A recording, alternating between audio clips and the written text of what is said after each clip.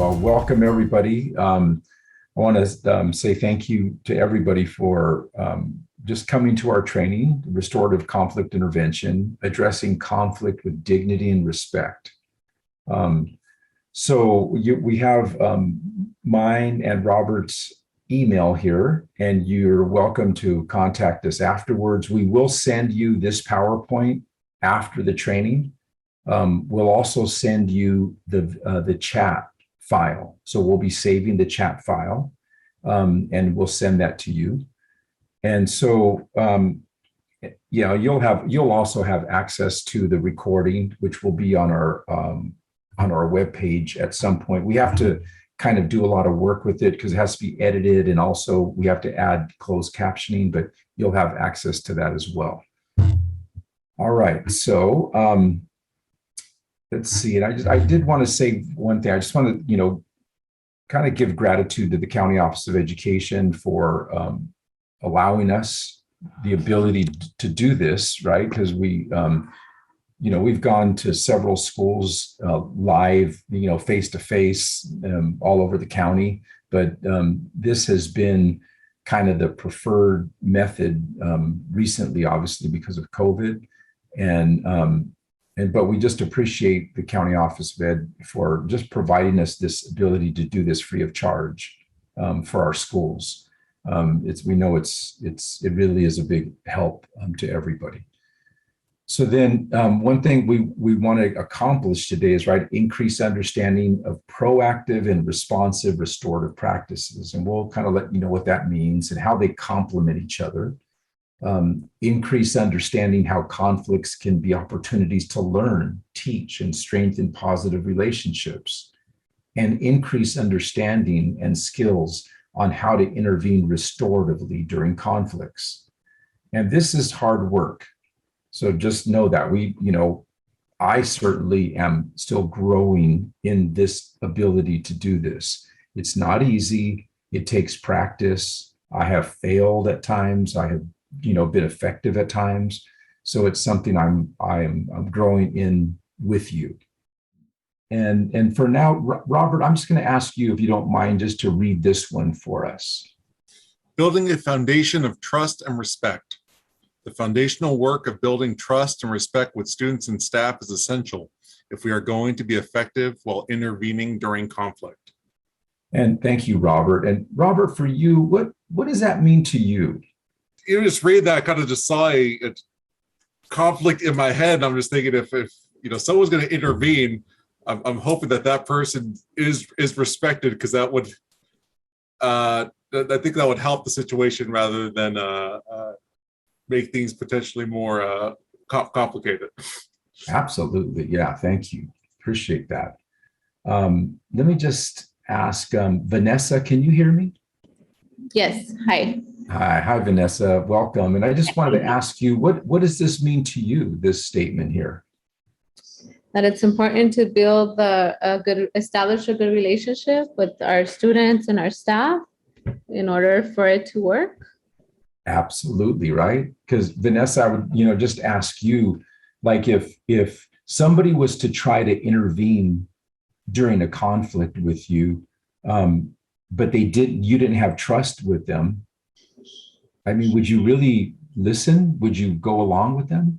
No, it would be hard to open up and trust them. Right? And the same thing, Vanessa, would go for even, let's say one of your family members. If they haven't been actually listening to you and honoring you and valuing you, on a daily basis, and then some kind of conflict arises, and now they want to kind of come to you to try to, to try to mend that, or I don't know, just to try to intervene in some ways. I think the same thing could exist where you wouldn't even trust them, right? Yes. So that's why we're saying the foundational work of building trust and respect, that part of the restorative practices should be done really 80% of the time.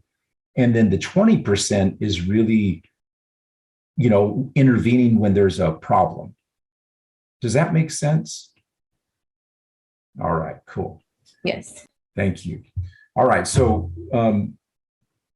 that's important, because sometimes what I've noticed is people want to go directly into the intervention, like, conflict intervention, restorative conferencing first, and they want to focus on that. I understand why, because in school, sometimes we feel like we're little, like social firefighters, we're putting out fires all the time. And yet, if we're too busy putting out fires all the time, we're never going to change the actual environment. Changing the environment will come by the foundational daily practices that are some of the things that we talked about in introduction and in circles. So here we go. We want to just ask you about this, right? So what did we learn growing up? Because what we learned growing up actually informed the way we deal with conflict now. And I want to give you a couple of examples. I want you to be thinking about that. While you were growing up, what style of communication did people in authority, whether they be parents or teachers or whoever, what did those people in authority, like, what style did they use with you or with others you cared about during conflicts? And what did you learn from it? And I'll just give you a quick example, right? So I grew up, kind of a long time ago, but my parents come from a big Latino family, and 8 kids, and my dad was kind of like the breadwinner. He'd go out and work, and my mom stayed at home, and it was kind of traditional in that way. But I also noticed that he definitely had the power. And I noticed that if my mom wanted to have kind of a different opinion than him, he kind of, just almost like he would shut her down in some ways, whether it just be a look or a gesture or a word. And I noticed very quickly, I hardly ever saw them fight. I hardly ever saw them have conflict. But that was because in some ways they were in an oppressive relationship, where my mom, honestly, was, like, in some ways demeaned and devalued because she was just following along with the traditional thing where he's in charge and he has the right to tell me what to do. Now, things have changed quite a bit now, right? But that's the way a lot of families grew up. I grew up in that. But also in the neighborhood I grew up in, which is kind of a rough neighborhood, it was a whole different environment. It wasn't like in my family. And so, I grew up to be a nice kid and blah, blah, blah. But, if people threatened or pushed me or made me feel demeaned or devalued in our neighborhood, the norm was I had to make them feel worse than they made me feel. So if they made fun of me, I was going to make fun of them and try to cut them down. And if somebody hit me, I was going to hit them harder. And it wasn't turn the other cheek. It wasn't let me have a circle with you. It was, I'm going to make you hurt. And that's just how I grew up. And so I have those two experiences. In some ways, I learned to be uncomfortable in conflict in my family. But I also learned this other part of me that was kind of like I had to become a lion sometimes when I felt threatened. And so I had this nice part of me, and I also had this mean part of me. So what we're going to do now is we're going to ask you to go into your Triad shares. And then for those of you who are from the Learning Choice Academy, we're going to ask you to just be in your room. And since you're physically together, we want you to stand up and go with just 3 people, right? So try 3, 4 at the max and answer this question, right? That you see on the screen. When you were growing up, what style of communication did people in authority use? And then Robert is going to send the rest of us that aren't a part of those groups into our own Triad breakout groups. And then you'll have maybe about 2 minutes each to share, and then we'll come back. So Robert, will you guide us, please?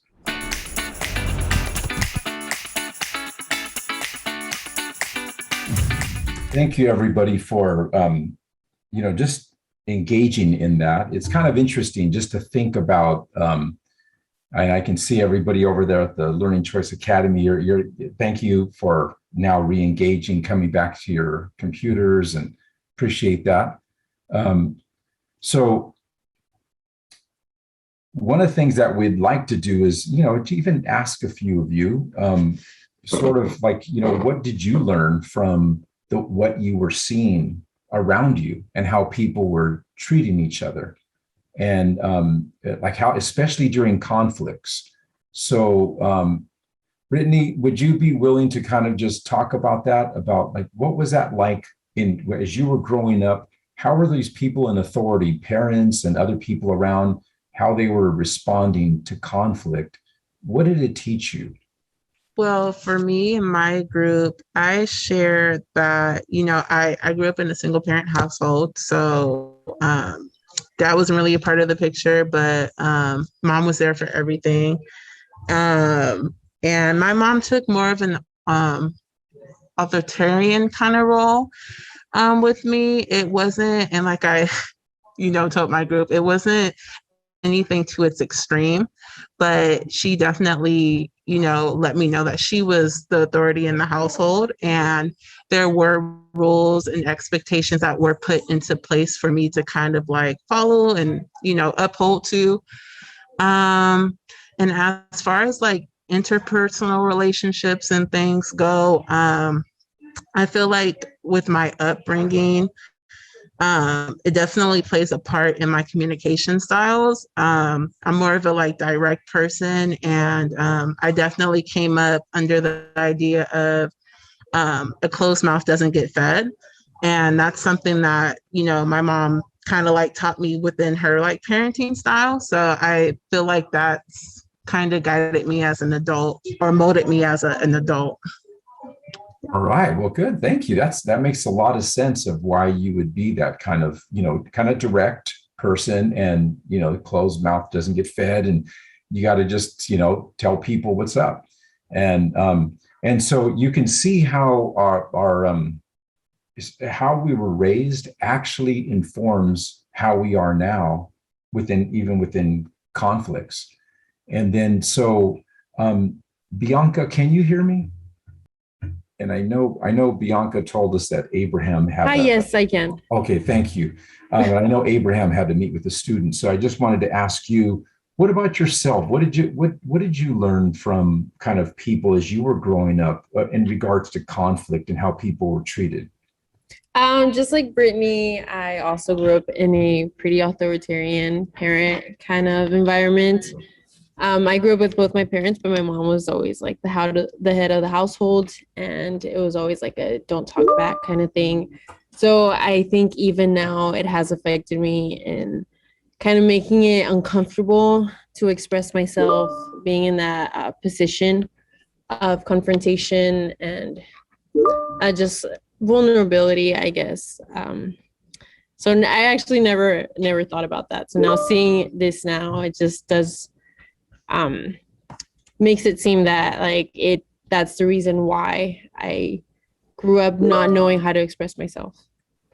Yeah, that's fantastic. I mean, I don't mean it's fantastic that you're, have to go through that difficult. It's fantastic that you reflected on it today and that you are making the connection. That's really what we're hoping, is that people would make the connection about how we were raised actually informs a part of us, right? Obviously.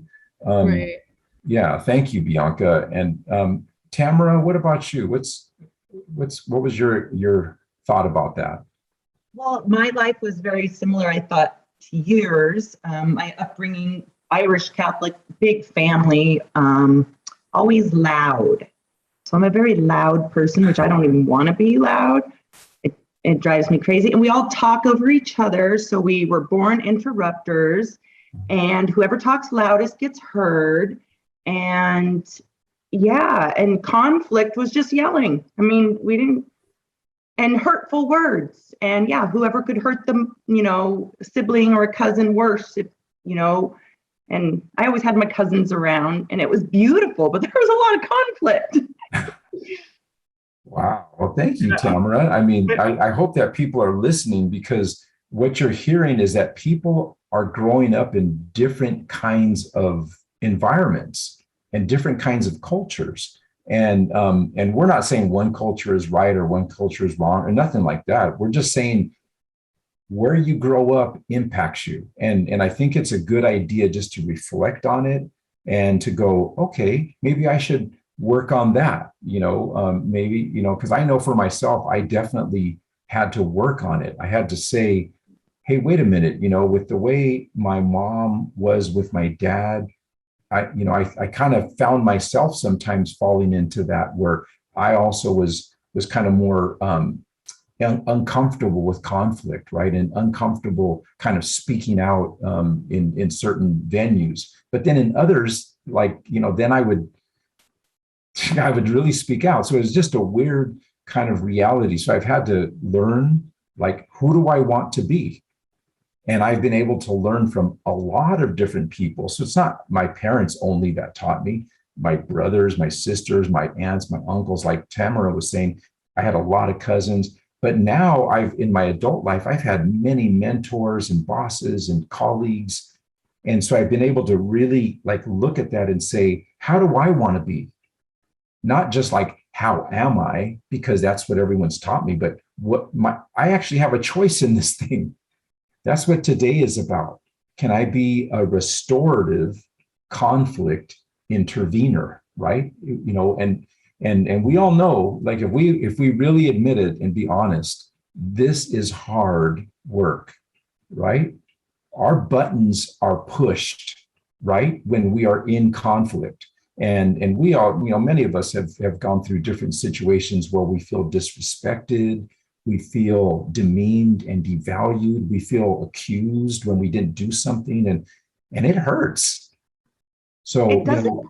I wanted to add one more thing. Sure, please go ahead, Tamara. It doesn't only hurt. I think it causes anxiety and trauma that makes it difficult, because your body goes back into past conflict, right? And then you address it in a way that maybe that conflict didn't even deserve. And so, there's just so much behind it all. You're right on. Yeah, I thank you for that reminder. So you understand what she's saying, right? That our past traumas come up when the buttons are pushed, the vulnerable buttons, when people either we feel attacked or whatever it is. It could be an argument or whatever it be, or it could be a comment somebody made in a meeting. And all of a sudden, what happens? Boom, you find yourself your body, you can begin to sense things going on in your body. She said the anxiety starts to rise, and maybe you feel flush in your face. I don't know. It depends. Everyone's body's different, right? Some people tell me, "Oh, Anthony, my hands get sweaty, and my face turns red, and sometimes I can't think straight." Right? All those things. Yes, yes, all of them. And just so also this goes back to our ancient, parts of ourselves, right? As we were developing, our brains were developing in part of our own evolution, when we get emotionally attacked, it feels almost the same as when our ancestors were attacked by a ferocious animal. It's the same kind of reaction where we go into that fight, right? Flight, run, or freeze. We're the same people. We carry our ancestors with us. So just know we just want to get to know ourselves better, so that we recognize when we start to get anxious because of feeling attacked, or we start to feel I can't think that well. You begin to recognize the signs and then do what's appropriate for yourself, so you can be the professional that you want to be, right? And this takes practice, hard work, and everything we're talking about today is all about that. It's all about, okay, how can we grow as human beings to become better, right? So that we're not hurting people in the process of these things, right? We're actually helping them heal, right? That's part of when we say restorative practices, that word restore, we're talking about becoming healers, social healers, where people can begin to go, wow, when I'm with her or when I'm with him, I feel like I can be myself and they accept me for who I am. And I'm able to grow. I feel like somebody finally gets me, right? Somebody accepts me. And I feel maybe for the first time, I'm able to work through things and be authentic. That's us. That's what we're called to be, but that's hard. So just know I'm going to keep saying that. This is difficult work. So thank you all for doing Can that. I share a book title really quick? Please do. I don't know if it's backwards there. It's The Body Keeps the Score, and it's Brain, Mind, and Body and the Healing of Trauma. And it's really awesome so far. Really good book. I read that. That's I a love really good book. How Yeah. everything in your body keeps record for life, and that's how you build PTSD. I read it for a training in PTSD. Exactly. Yeah.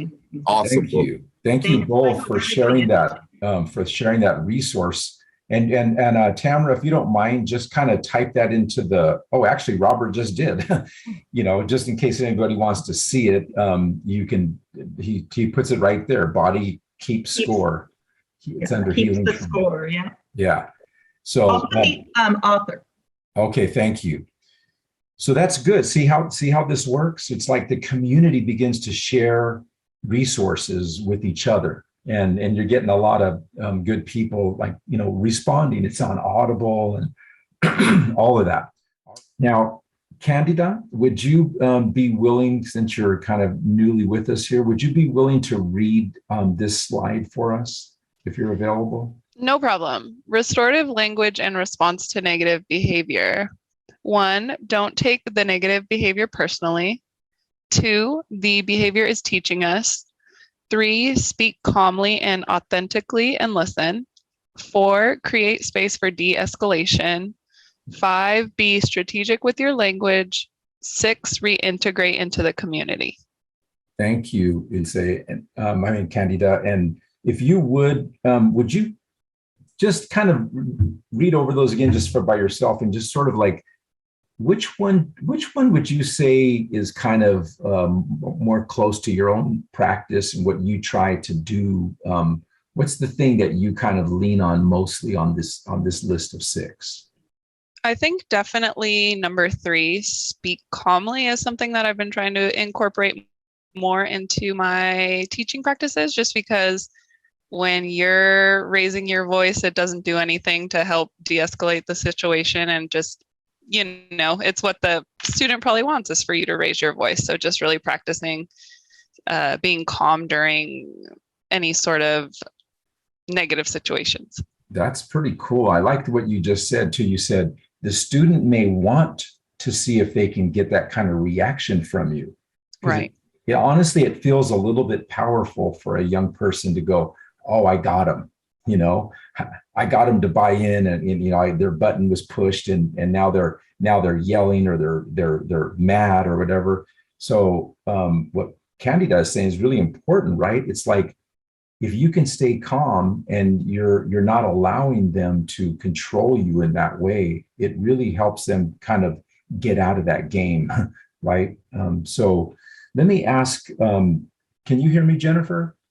Yes, I can hear you. Sorry, I was looking So for Jennifer, which one of these do you lean on a little more in your practice?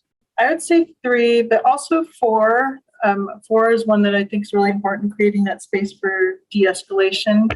That can be a lot of things, like creating that environment of using these other strategies, being calm, safe, being an approachable person, but also having a space where students or whoever you're meeting with really feels like they can be open, that they're not going to be overheard. So that privacy component to it, I think, helps really create that space for de-escalation, maybe pulling away from the setting where the situation was happening so that you really can get a fresh set perspective for everybody going into talking about what's going on.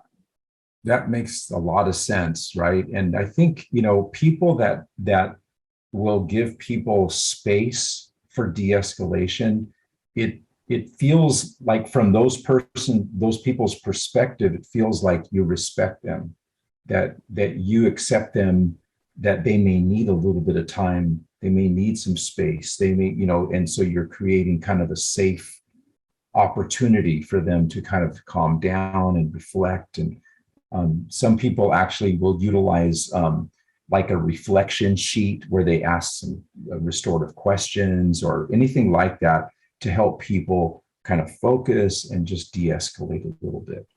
So just think about this, like kind of think about it like, how might you be able to actually not just react to behavior, but really learn from the behavior. What's the behavior teaching us? What's behind the behavior? And then being strategic with your language so that your language that you're using, you're actually thinking about it, you're mindful about it. And then the intention should always be during conflict to be able to have that intention of reintegrating them back into the good graces in the community, right? Because that's the idea is always, how can we reintegrate them back into a good relationship with their teacher or a good relationship with another student? And it doesn't have to be like they become best friends or something. I'm just saying to reintegrate them back into that respect with each other, so they can move forward. And then when they learn these skills, you're actually teaching them life skills that will help them in their relationships in their family. And as they move on into adulthood, as they create their own families or they're in work, these are all skills that come into play for them and will actually, decide on whether they're going to be successful in those places. And one of the things that Laura and I have found out in interviewing these young people who are about 21, after they've been involved in restorative leadership in their school, and then they move on into adulthood, literally every single one of them, and I think we've interviewed maybe definitely 10 or more, they've all said that it's actually served them in their relationships in family, in work, in higher education. And so, just think about all of that. So just facilitating dialogue through conflict. And what that means is when you're the facilitator, okay, and you're facilitating dialogue through conflict, you got to be prepared for expressions of emotions, including crying, sadness, shame, anger, etc. So you just prepare yourself so that when it happens, you're not shocked, you're not, and you're not kind of like having a reaction too much, because as a facilitator, you're going to need to kind of keep yourself somewhat calm during that time. And then model listening and responding restoratively. And usually the way you do that is you acknowledge feelings and thanking them for sharing. That's even if some of their sharing was kind of like not perfectly done or whatever, but it's like they expressed some of their angst or some of their fear or some of their anger or whatever it be, their sadness. And you just always, your response as a facilitator is, thank you for being authentic with us. We appreciate your sharing, right? And then you move on. You want to maintain that safe environment and remind them to follow the community agreements. And then so you definitely want to have those community agreements in a place where you can access them, so that you can kind of refer to them. And so you go over them in the beginning, you kind of, and even if you think, like, let's just say you're going to kind of have a dialogue with a couple of people, you're thinking, okay, I'm not going to really, this isn't going to be needed. I have learned, through failure and stuff, it's like, I've learned that you should always have them, because you can't measure beforehand how people's emotions will kind of get them. And so you really need to do that. I would say that's a must. You need to maybe even go over previously with them to make sure they understand what those agreements are. you don't want to get into an arguing thing. You don't want to try to convince somebody that, like, especially like you're right about something, or, and you definitely don't want to use shame, like shaming, if you know what that is. You don't want to kind of make people feel badly, right, in order to kind of make your point or something. So just kind of think about these things. You'll have it in the PowerPoint. And then we definitely also recommend is one thing that Robert and I were talking about during the break is that, you're just because you're a restorative practitioner doesn't mean you're a doormat, right? You're not somebody that just like everybody can just, abuse with language and all this other stuff, emotional abuse. And, no, you need to have boundaries. So when you have community agreements, you can refer to community agreements and things, but it's okay for you to tell people, hey, I feel hurt when you call me this, when you say this about like all teachers are this way, or, because, you might say, well, I'm a teacher and I feel like when you say that, you're saying that about me and it hurts. It makes me feel, sad and frustrated. And it would be helpful if you would, refrain from saying those kinds of harmful things, and don't refer to, people like that, because it feels hurtful. So it's fine for you. It's actually, it's thought of to be what we call affective communication, where you're communicating your affect to a student or to a staff, a colleague, or a loved one. That is what actually helps to what we say this right here. It sets boundaries, healthy boundaries. It provides feedback to them. It shows them the human impact of their words and their behavior, and it gives them the opportunity to grow in understanding and empathy.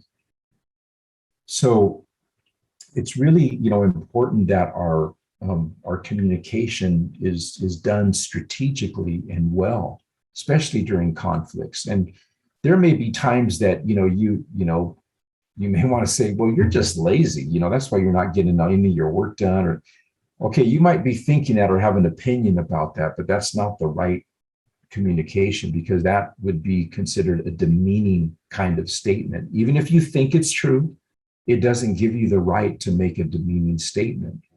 For example, instead of saying you're just being lazy, Jennifer, do you mind if I call on you one more time here and ask you, like, how might you use this kind of a formula instead of calling a student, like, saying you're just lazy?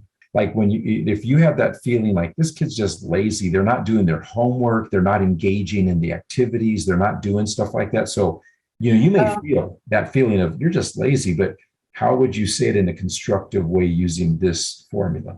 Well, I feel concerned when you don't engage in your schoolwork, and it would be helpful if you could ask for help or reach out and use one of the supports that we've discussed.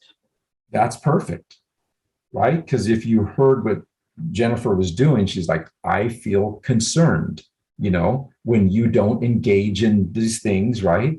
And it would be helpful if you just ask for help or tap into some of the resources, the supports that we've provided for you. Now, some people, just so you know, they add in, they'll say something like, hey, the only reason I'm even saying this to you is because I care about you. So you may want to, you could kind of like put that as your pre-statement in some ways, right? I'm just taking this time to sit with you just for this 1 minute, because you're important to me. You're valuable to me. So you can, some people have used that, and then they say, I feel concerned, when you're not engaging like this. And it'd be helpful if you reach out to me. I'll support you, or reach out to do, this other support. Again, just kind of allowing ourselves to go in that kind of negativity and just like, yeah, you're just lazy, that's obviously something that we don't want to do. Or even, even a statement such as, stop being so disruptive. I understand why we would say that, I get it, especially we're busy and we're just like, stop being so disruptive. But what would be a way, think of like what that disruptive student, what kind of emotion is it causing in you? And what way could you communicate, with them? And so let me ask Brittany, would you mind, can you hear me? I can hear you. Okay, if you don't mind. So this would be a student that you want to just say to them, you're kind of feeling that thing of just stop being so disruptive. But what could be a kind of more constructive, restorative way to using this formula? I feel worried when I guess I'm going to be specific. And by the way, Brittany, I just want to kind of coach you through it. But like go ahead. When you say when, you could say it's okay for you now to say when you're disrupting class or when you're, okay. I mean? Yeah. Okay. Because I was going to say, I feel worried when you are disturbing the class during silent reading. And it would be helpful if you can come to me and express that you need a break instead of disrupting the class. Absolutely. So now, Brittany, that was very helpful to listen to you work through that. It was really helpful.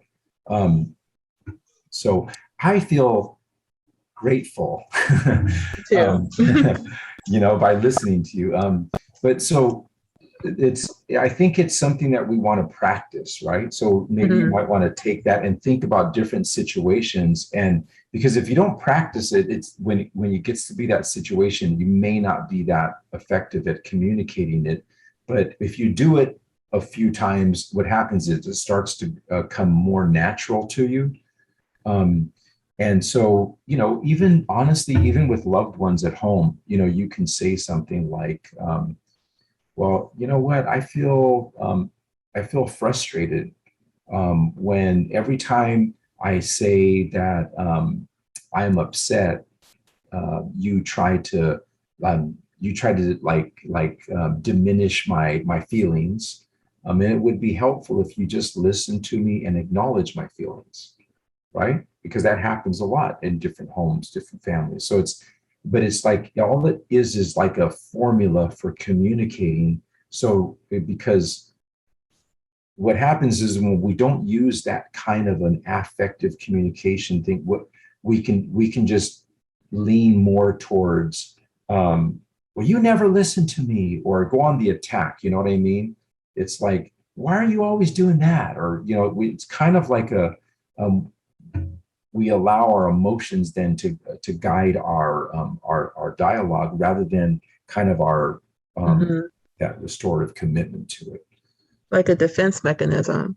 Yes, absolutely. And we don't want to, let ourselves become too defensive, because then once that happens, once we become defensive, now we are in a place where we're caught in our own emotions.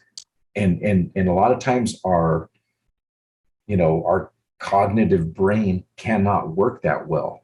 And by the way, that's why sometimes you hear people, like, you ever have people that you're dealing with and they just start like cussing and saying all these words that seem to be so, like a base kind of language. And it's because they've allowed themselves to kind of like get out of that sort of cognitive thinking down into their emotional thinking and then what happens is when they're in that emotional kind of part of their brain, it's really not a part where your language is enhanced, right? Your language is really diminished in some ways, and all you're focused on is I feel defensive, I have to defend myself, and you go into that fight or flight type of thing. So when conflict or harm occurs, are we asking these right questions? Like, and these aren't the right questions, but are we asking the right questions, or are we asking who did it? What rules have been broken and what punishment should be given? Because that's what's been asked for decades in schools. And so what ends up happening is we focus on, okay, who was guilty? Let's give them the punishment. What's the rule? We'll tell them the rule that was broken, and bam, we document it, and then they're out.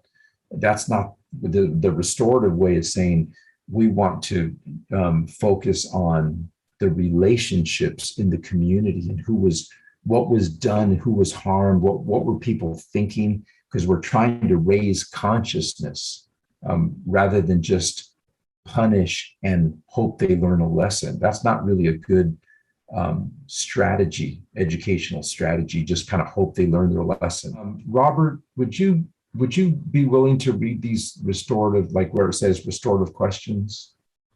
Definitely. Restorative questions, designed to be open-ended and non-judgmental, to help people reflect and express their role in harmful situations. Provide people with the opportunity to educate us about what they are thinking rather than us making assumptions. Restorative questions provide the first step towards healing, to provide a safe environment, and provide a safe environment where people trust that they will be heard and accepted as they are. All right, cool. Thank you. So really, yeah, Robert, it's like kind of like asking these restorative questions really provides that kind of, first step, rather than us kind of, saying to people like we know everything already, so I'm not going to ask you anything. It's more like, no, yes, we're going to ask you questions so that we can begin to help you to really raise your consciousness, right? Begin to think, to really give them an opportunity to really think about what was happening rather than us just making those assumptions. And then these are what we call combined restorative questions. In our introduction to restorative practices, we had questions that were like for the person who was harmed, and questions for the person who did the harm, right? They were separate questions. But there's a way that you can combine them like this, right? So from your point of view, what happened? And what were you thinking and feeling at the time? How have you and others been affected? What are you feeling now? And what would make this situation as right as possible? So what we're saying is these questions can be asked to either the person who was harmed or the person who did the harm. And it can be a way, some people have actually developed sort of reflection sheets off of questions like these, and they've asked young people as they're kind of, needing some time, they ask them to write out their answers to these questions. And then when they meet with them, might be a little bit later, they meet with them. Now the students have had time to think about some of these things. Because in the moment, if it's too close to the time, a lot of times they haven't had time to reflect. They won't be able to answer you that well. So you want to kind of give time for some de-escalation and time to think and reflect, and maybe even write out their answers. And it can be helpful for them if they're meeting with you and then they've got something to kind of refer to. So just think about, these are just tools that might be helpful to you. If you would just maybe one takeaway from today, just something that you may have learned in your discussions with your colleagues, or something you read, or something that was shared with you, a slide or a thought, just something that resonated with you. If you would, you could just, if you don't mind, just putting that in the chat as part of our closing circle as we close our time together today. And one of my takeaways is, it's amazing how we can find a way to come together like this, even in this virtual format. And I know, the Learning Choice Academy had said, hey, we got these, there's going to be a few different groups together. And I was wondering, how is this going to work? I mean, because it's just, I was thinking logistically and technically, but thank God for Robert Ruiz. and that he can help us and guide us and support us and help me think through these things. But here we came together, and what a great thing that you all were willing to engage with each other. That's what made, I think, this training experience really great. Oh, I love that too. Healing often should be a collective process. Wow, that's cool, Daphne. Thank you. And practice active listening. You don't need to problem solve. Way to go. Effective communication and active listening are crucial. How best to use the restorative questions in actual situations. Being a good listener is essential. Thank you so much. Practicing affective communication will create effective understanding. Very good. I learned that perspective taking can make all the difference in the world in every situation. I also learned the importance of discussing issues when they arise instead of not taking things through. Very good. Really enjoyed the ability to put into practice the ideas that we learned right away. I really love seeing that and love doing it as well. Thank you. And then meeting, discovering, process, and bettering ourselves. Thank you. Trust and awareness of communication. RP collaboration on the first day of onboarding staff builds relationships. Wow, that's cool. Love that, Mary. Thank you. She's right. That restorative practices collaboration on the first day actually builds relationships among us, among staff, among colleagues. And we should do this first, us, and then we can share that with our students. We can even model it with our students. Having agreements present in the space to help redirect when needed. So these are great, great comments. And then trust and respect are the foundations for a healthy practice. Without the roots, the leaves will wilt. Wow, excellent. I should have known that wisdom would come from Laura. We love you, Laura. Thank you for your help. And she's always so supportive in everything we do. And yeah, she's just amazing. So she's a great resource. If you ever want to get in contact her, just send her a direct message. And Laura, I don't know if you would be willing to share your email just in case, because she's a very experienced restorative practitioner, has great insight. And then here we have helpful insight with regard to best practices for effective communication and conflict resolution. Excellent. And thank you, Laura, for sharing that. She's, again, we work really well with her and we appreciate her. And we'll be sending you the follow-up stuff. And then for those of you who are going to join us tomorrow, we look forward to seeing you. And if we don't see you tomorrow, we hope the best for your, for a great school year. And we hope that you'll continue to practice some of these things that we practice today. And yeah, just thank you for your service to our kids and our families. We love you.